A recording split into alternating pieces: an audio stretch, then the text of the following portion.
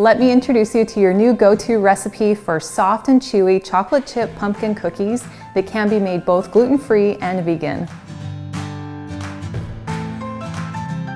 My easy recipe for these delicious cookies comes together in just a few minutes, which means you can quickly satisfy your cookie craving. They're made with oat and almond flour, pumpkin puree, classic pumpkin spices, and your choice of chocolate chips. And there's no trace of refined white flour or powdered sugar in sight. They bake light and crispy on the outside and melt in your mouth soft on the inside. These cookies are made gluten-free with oat flour and almond flour, and I'm going to show you how easy it is to make your own oat flour. So I've just taken my NutriBullet and filled it to the max fill line with just some quick oats, and you could also use old-fashioned oats. And then I just screwed on my lid, and I'm just going to press it down into the base, and within about 10 or 15 seconds we're going to have instant flour.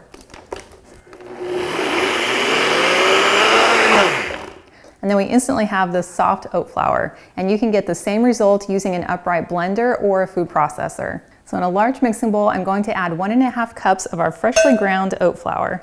Then I'll add 1.5 cups of almond flour, 3/4 a cup of coconut sugar, and then I'll add 1 teaspoon of pumpkin pie spice, 1 teaspoon of baking powder, 1 teaspoon of baking soda, and 1/2 teaspoon of salt. And for our wet ingredients, I'll add 2/3 a cup of pumpkin puree, 1/4 a cup of oil, and light olive oil is my favorite, 2 tablespoons of maple syrup, and 1 teaspoon of vanilla.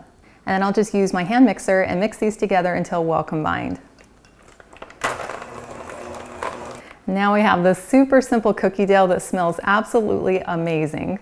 You can make this recipe vegan by using dairy-free chocolate chips, and there's lots of different varieties out there.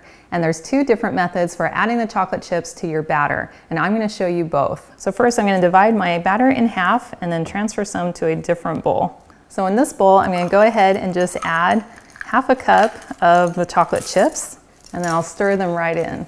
And with this bowl we're going to add our chocolate chips as we spoon them onto our pan. So I've lined my cookie pan with a sheet of parchment paper, and this just makes it really easy for getting the cookies on and off the pan. And then I'll be using my medium-sized cookie scoop to scoop my cookie dough batter. So out of bowl number 1, we have the chocolate chips already mixed into the batter. So I'm just going to go ahead and scoop those right onto my sheet.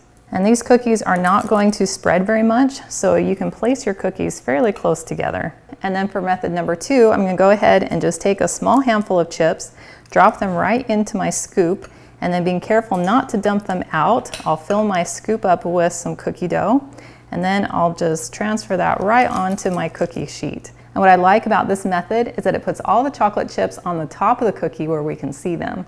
And you can also ration exactly how many chocolate chips are in your cookie. Since these cookies will not spread very much while baking, you have the option of kind of flattening the cookies before they go into the oven. So with the cookies that have all the chocolate chips on top of them, it's really easy to just kind of push down on the chips and kind of spread the cookies out.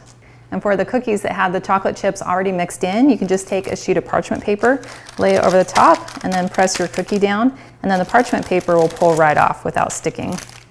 But there's really no right or wrong way to scoop and form your cookie because they're all going to taste amazing. Well, these are ready to go into a 350-degree oven for 11 to 13 minutes or until the sides start to just barely turn brown. Here's a tray right out of the oven that I baked for 13 minutes, and they look incredible and they smell even better. So I'll go ahead and carefully transfer them right onto my cooling rack. Now you can see the difference between our 2 different methods of adding our chocolate chips.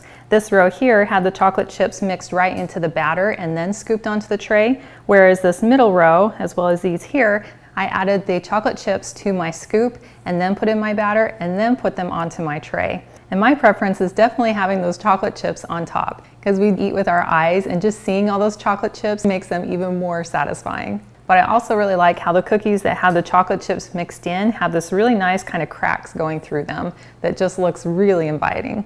And now for my hardest decision of the day, which one do I sample first?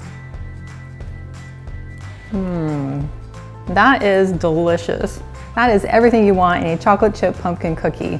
It's a little bit crispy on the outside, but then you bite in and you get that really soft texture on the inside, and you instantly get all those delicious pumpkin spices, and then you get the taste of the chocolate just kind of running throughout it. And it tastes wonderfully earthy and kind of nutty with that almond flour as well as the oat flour. and it's perfectly sweetened without being overpowering. And I love that these are made with nutrient-dense ingredients that are gonna leave you feeling just as good after you eat these cookies.